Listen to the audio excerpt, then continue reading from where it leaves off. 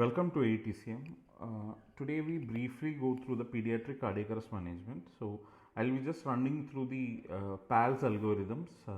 What are the guidelines for pediatric cardiac arrest management? So we'll go ahead with the agenda of the talk. First, I will discuss the chain of survival. So what do you exactly mean by chain of survival? You have got two chains of survival. You have got an in-hospital and an out-of-hospital chain of survival. Then we need to discuss regarding the basic life support in a pediatric cardiac arrest. When you have single rescuer or more than one rescuer, what is the algorithm exactly? And we will go through the cardiac arrest algorithm and post cardiac arrest care. So this is what I will be discussing you for the next 10 to 15 minutes. Coming to the chain of survival, you are just seeing the chain of survival, the algorithm here. So you have got the topmost one, what you are able to see is the one for the in-hospital cardiac arrest, and the lower down is the pre-hospital cardiac arrest. So when you look at the in-hospital cardiac arrest, first one, that what I am pointing here, you are seeing that early recognition and prevention.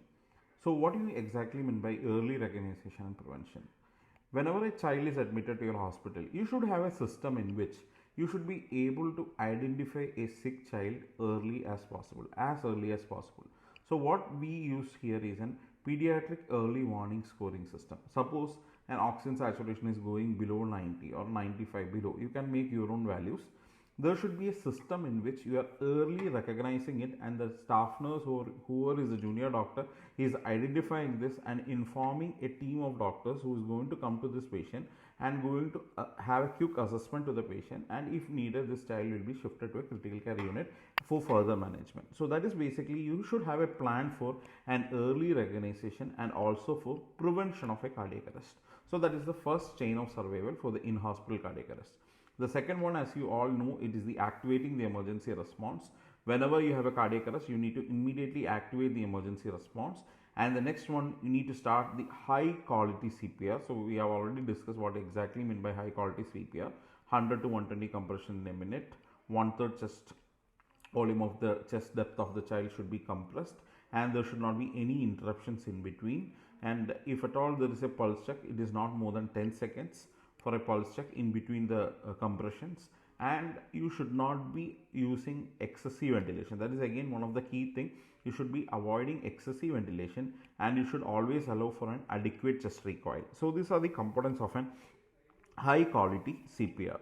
Then you need to think about your advanced resuscitation, where all your advanced airway, drugs, all those things is going to come, and then you have to do your post cardiac arrest care and later on recovery phase. So that is a chain of survival for the in-hospital cardiac arrest. So in-hospital cardiac arrest, the most important thing, as I said, early recognition, prevention, activation of emergency response, high quality CPR, advanced resuscitation, post cardiac arrest care and recovery. So that is the chain of survival for the in-hospital cardiac arrest. Now when we call it as out-of-hospital or pre-hospital cardiac arrest, the most important thing should be prevention of cardiac arrest.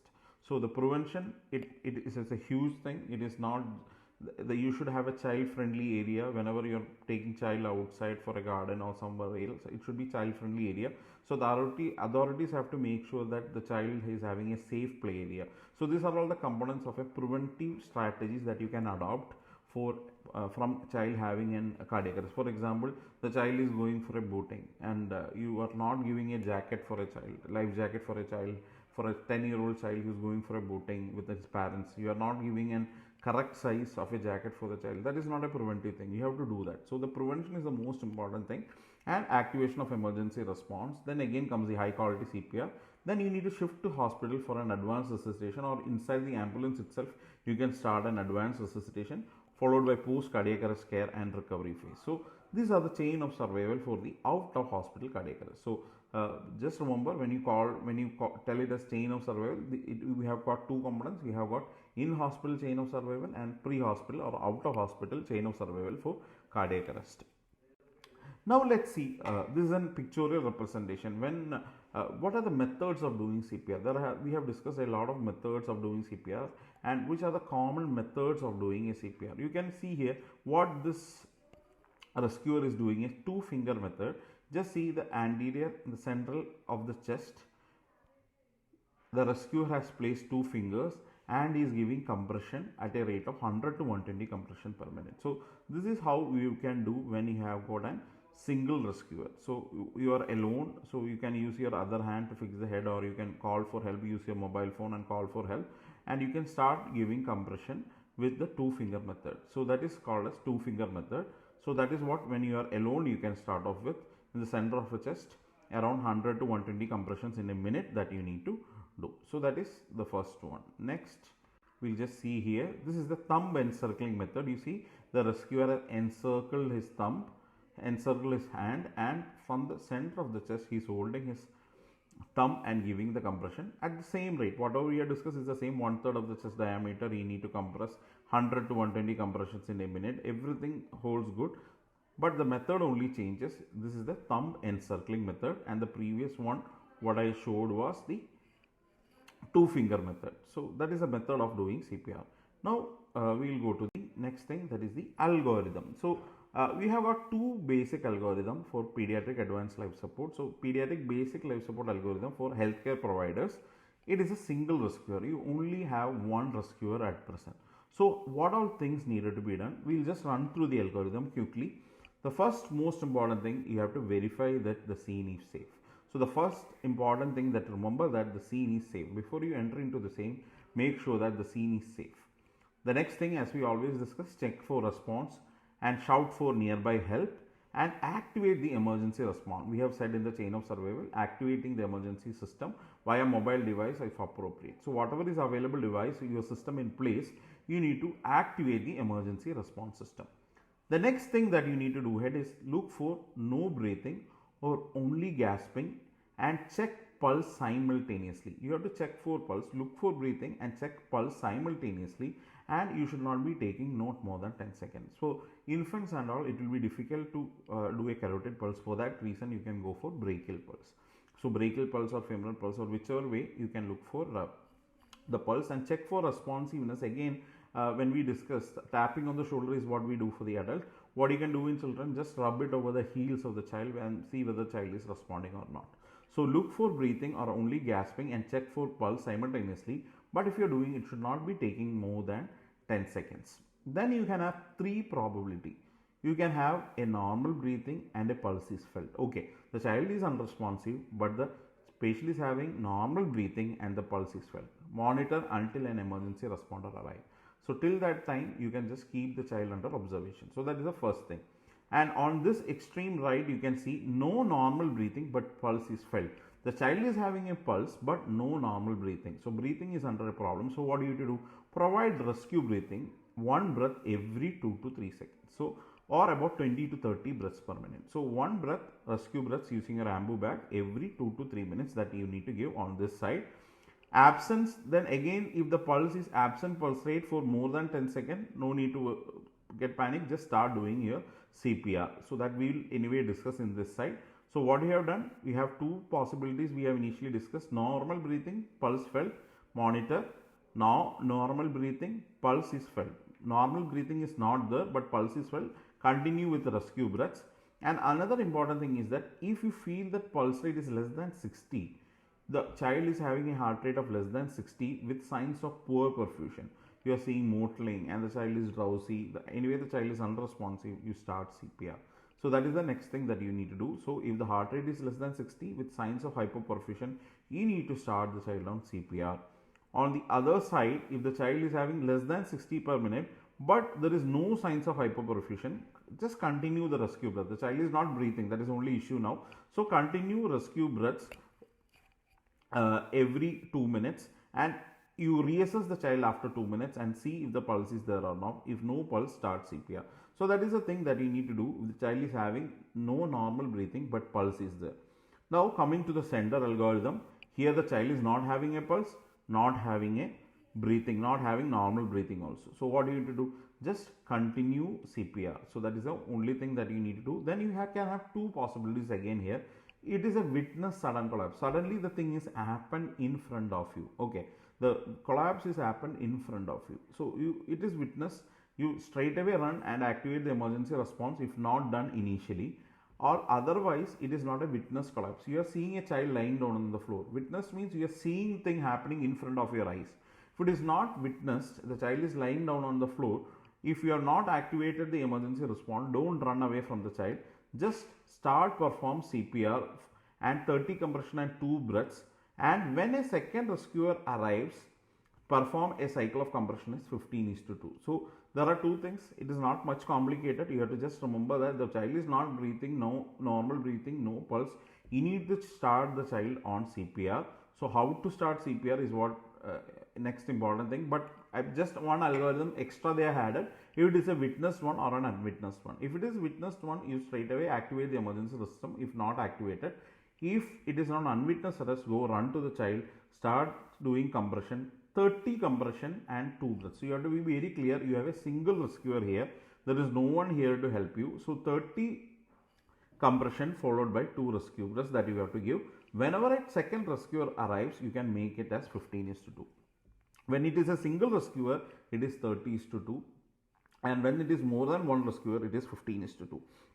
And use an AED whenever it is available. You have a defibrillator or an AED, whichever is available, you use it whenever it is available. So that is the next thing. So after about 2 minutes, okay, you started giving compression at a rate of 100 to 120 compressions in a minute, and after 2 minutes, you need to reassess the child. You need to reassess the child and see whether the pulse is palpable or the pulse is not there. If there is no pulse, you need to continue the CPR. And meanwhile, you have connected to the AED and check what is the rhythm.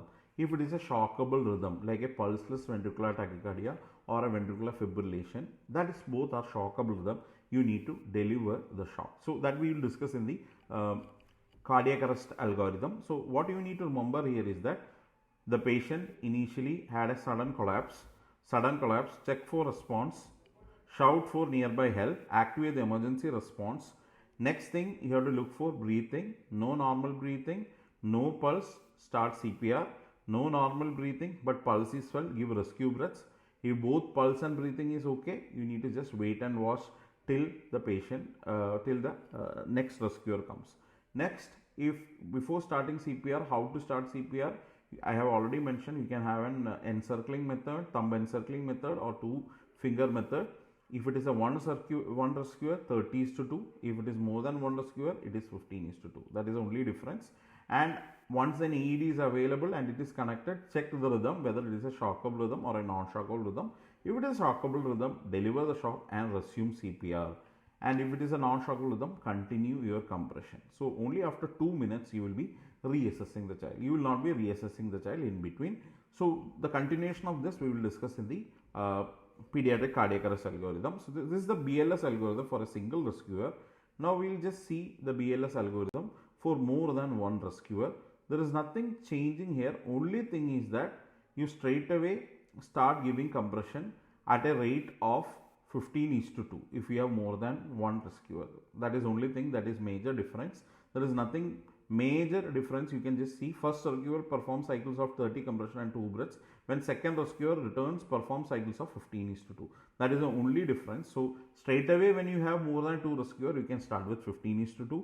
When you are only one rescuer, you start with 30:2. So that is the only difference in the pediatric algorithm that you need to remember, BLS algorithm that you need to remember. So what we have done, we have a child who has become unresponsive and the child had no normal breathing, no pulse. We have started giving compression. We are giving compression at a rate of 100 to 120 compression per minute. 1/3 of the depth of the chest circumference we need to compress, and we need to minimize interruptions, avoid excessive ventilations, and we need to allow for adequate chest recoil also so that the venous return will occur. So these are the components of high quality CPR. Now we will just see the pediatric cardiac arrest algorithm. So again what we have done is that we have started the CPR. We are just continuing from the BLS algorithm. We are continuing the CPR. We are continuing the back mask ventilation. After every 15 breaths, we are giving 2 rescue breaths. So 15:2, like that up till 2 minutes, you need to continue and see how the child is responding or not. The sooner an AED or a defibrillator is available, you need to connect to the AED and see whether it is a shockable rhythm or it's a non-shockable rhythm. So that is the next thing. So what if it is a shockable rhythm? So what you have to do? What if it is a non-shockable rhythm? What you have to do? So first we'll see it's a shockable rhythm. So as I told, there is two things that is a shockable rhythm, what we call as a ventricular fibrillation and pulseless ventricular tachycardia. So if it is a pulseless ventricular tachycardia or ventricular fibrillation, the first thing that you need to do, once you start doing CPR, just stop the CPR and you connect it to the monitor and see that it is a shockable rhythm. You have to deliver the first shock. You have to defibrillate the child. Now, how much energy that you need to defibrillate? You start with 2 joules per kg. If the child is having 10 joules, 10 kg, you have to start with 20 kg, 20 joules. So 2 joules per kg is the dosing that is initially needed for your defibrillation. Subsequent second shock, you need to increase it 4 joules per kg, and like that you can start increasing till a maximum dose of 10 joules per kg, or the maximum that of the adult dose, that is 200 joules.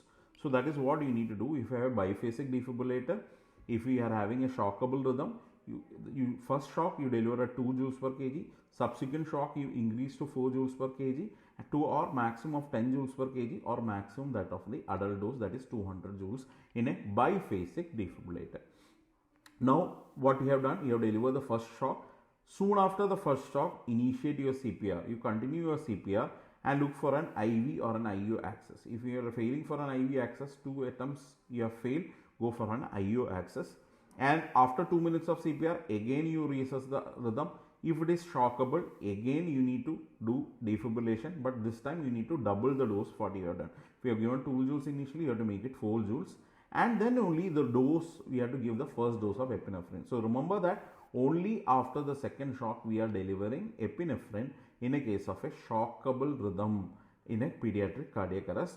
And also you need to consider an advanced airway. Now the important thing, what is the dose of epinephrine? Epinephrine dose is very clear. You can see the chart here, 0.01 milligram per kg body weight. That is the dose of epinephrine that you need to remember, 0.01 milligram per kg of epinephrine, or you need diluted 0.1 ml per kg of the 0.1 mg per ml concentration. So just remember 0.01 milligram per kg of epinephrine, the first dose you can deliver after the second shock if it is a shockable rhythm. Then similarly you continue again after 2 minutes of CPR, you reassess the child. If the rhythm is still shockable, you deliver the shock, and then comes the role of amiodarone or lidocaine. So what you can do after the second shock, you can tell the nurse to prepare amiodarone or lidocaine, because possibly this child may need an amiodarone, because after third shock the rhythm is not reverted, you need to give amiodarone or lidocaine. And again, dose of amiodarone, you can see the chart here, it is 5 milligram per kilogram body weight during cardiac arrest. 3 doses we can repeat to a maximum dose, or lidocaine if you are using, it is 1 milligram per kilogram body weight.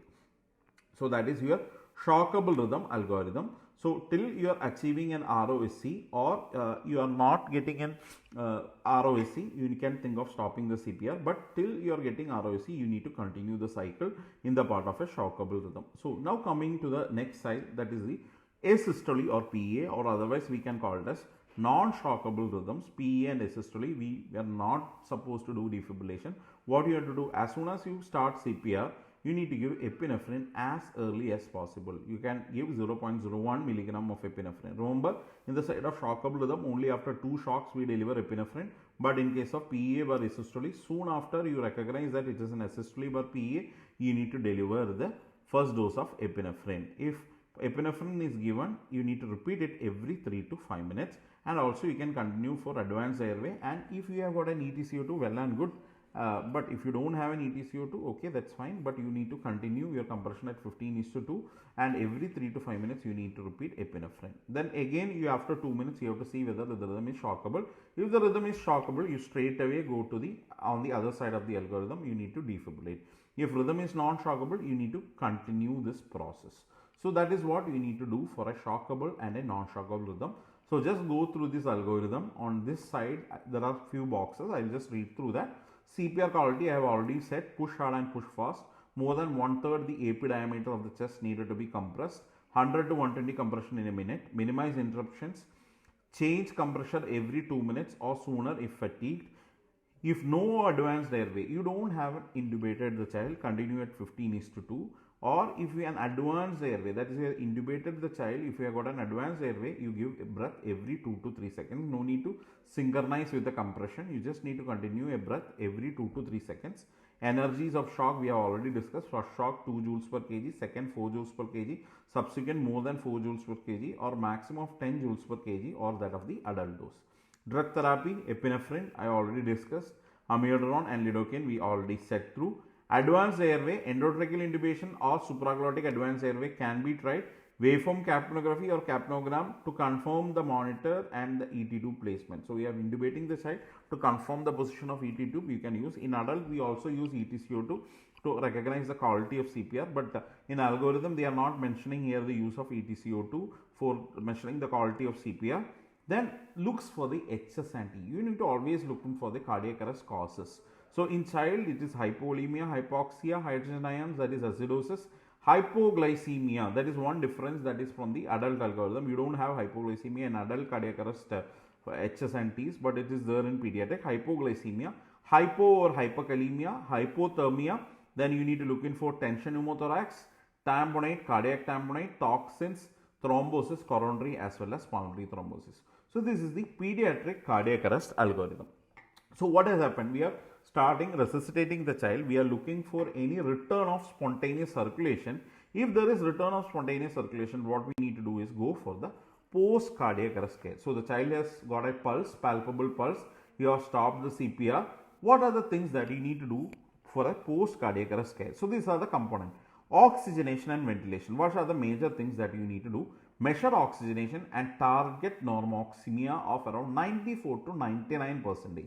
So that is what is important, not 100, 94 to 99% between you need to maintain the saturation. Measure and target a PaCO2 appropriate to the patient's underlying condition and limit exposure to severe hypercapnia or hypocapnia. So what you need to maintain is a normocapnia, normal PCO2 level. So that is regarding your oxygenation and ventilation. Now coming to the hemodynamic monitoring, set specific hemodynamic goal during post cardiac arrest and care and review it daily. Monitor with cardiac telemetry if available. Arterial blood pressure, if possible, you place an arterial line and monitor the arterial blood pressure. Serum lactate, urine output, CVP saturation, central venous oxygen saturation will help to guide your therapies. And use parenteral fluid bolus with or without inotropes or vasopressor to maintain a systolic blood pressure greater than the 5th percentage for the age and sex. That is important. We can't set a value here, because for child, as the age advances, the value changes. What you need to remember, greater than the 5th percentile for the age and sex. So that is what is you have to maintain in a child. Now TTM, that is again most important, targeted temperature management. Measure and continuously monitor the core temperature. Prevent and treat fever immediately after cardiac arrest during rewarming. And if patient is comatose, that is after the CPR, after the return of spontaneous circulation, the patient is not conscious and not getting awaked, start the temperature, targeted temperature management 30 to 34 degrees Celsius, followed by 36 to 37.5 degrees Celsius, or you can maintain normothermia, that is 36 degrees Celsius to 37.5 degrees Celsius. So that is what is you have to do for the next 24 hours. Prevent shivering and monitor blood pressure and treat hypotension during rewarming. There is a possibility of hypotension, you need to do that. Neuro monitoring, what we have to do, if patient has encephalopathy and resources are available, monitor with continuous EEG. If you are available, well and good.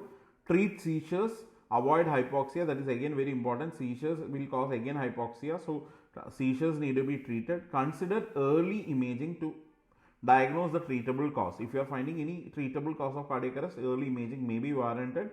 Electrolyte, measure blood glucose and avoid hypoglycemia. You need to avoid that. Maintain electrolyte with normal range to avoid possible life-threatening arrhythmias, because potassium, calcium, magnesium, phosphorus. You need to keep a target for that. Sedation, treat with sedatives and anxiolytics. You need to use that. Prognosis, how need to prognosticate the child? Always consider multiple modalities, clinical and other, over any single predictive factor. So we need to have a clinical predictive, EEG, imaging. With all this help, we can predict the outcome of the child. Remember that assessment may be modified by TTM or induced by hypothermia. So you are doing hypothermia, you might not be able to say anything. Maybe after 48 to 72 hours only, you will be able to clearly predict. Consider EEG in conjunction with other factor within first 7 days. So EEG possible within first day 7 days of cardiac arrest. Consider neuroimaging such as MRI during the first 7 days. Not immediate MRI, maybe after 48 to 72 hours you can think of, but within 7 days you have to consider MRI if needed, if the patient is not improving. So these are the components of the post cardiac arrest care. Now let's see. There are some top 10 take home messages. This is again from the PALS algorithm, whatever I am saying here. So what we have discussed is regarding our pediatric BLS and pediatric cardiac arrest management. So let's see the point number 1. High quality cardiopulmonary resuscitation is the foundation of the resuscitation. We have already discussed. New data reform that the key components of high quality CPR, providing adequate chest compression rate and depth with minimizing interruptions in CPR, allowing full chest recoil between compression and avoiding excessive ventilation. That is what is called as high quality CPR. Always remember this high quality CPR.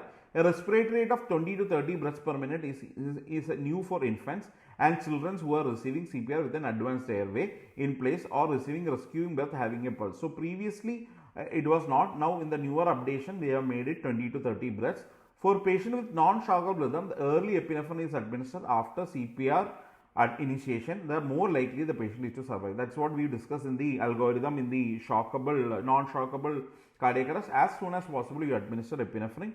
Used a cuff endotracheal tube, decrease the need of endotracheal tube changes. So whenever possible use a cuffed endotracheal tube. Routine use of cricoid pressure, that is again we have to give a compression cricoid pressure to avoid regurgitation. Cricoid pressure does not reduce risk of regurgitation. That is what they have found. If you are using cricoid pressure, that is of no use. Again during mask bag ventilation and may impede intubation. So it will become difficult for you to intubate. So routine cricoid pressure is not needed as per the new algorithm. For out of hospital cardiac arrest, back mask ventilation result in same resuscitation outcome. So that's what say intubation is not the important thing and high quality CPR is more than enough. So if you are not able to intubate also, that is fine, just continue your back mask ventilation. So learn how to do a good back mask ventilation if you doesn't know. Resuscitation does not end with return of spontaneous circulation. Very key. Excellent post cardiac arrest care is critically important to achieving the best patient outcomes. For children who do not regain consciousness after ROSC, this care includes TTM and continuous EEG monitoring, the prevention and treatment of hypotension, hypoxia, hyperoxia and hypercapnia and hypocapnia, and I will add one more, hypoglycemia is very, very important. So this H you have to remember: hypotension, hyperoxia, hypoxia, hypercapnia, hypocapnia and hypoglycemia you need to avoid. And finally, after discharge from hospital, cardiac arrest survivor can have physical, cognitive and emotional challenges and may need ongoing therapies and interventions. Very important. Naloxone, again an antidote for opioid toxicity, can reverse respiratory arrest due to opioid overdose, but there is no evidence that it benefits the patient in cardiac arrest. So blindly giving naloxone is not recommended. Fluid resuscitation in sepsis is based on patient response and require frequent reassessment. Like balanced crystalloid, unbalanced crystalloids and colloids are all acceptable for sepsis resuscitation. Epinephrine or non-epinephrine infusion are used for fluid refractory septic shock.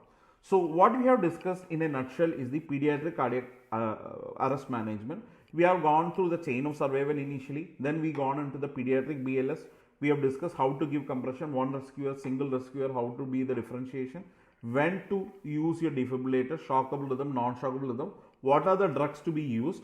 Once the ROC is achieved, what needed to be done, what is the post cardiac arrest care that you need to follow, and we have looked for the reversible causes of cardiac arrest. I hope it is clear. Thank you for your listening. Thank you.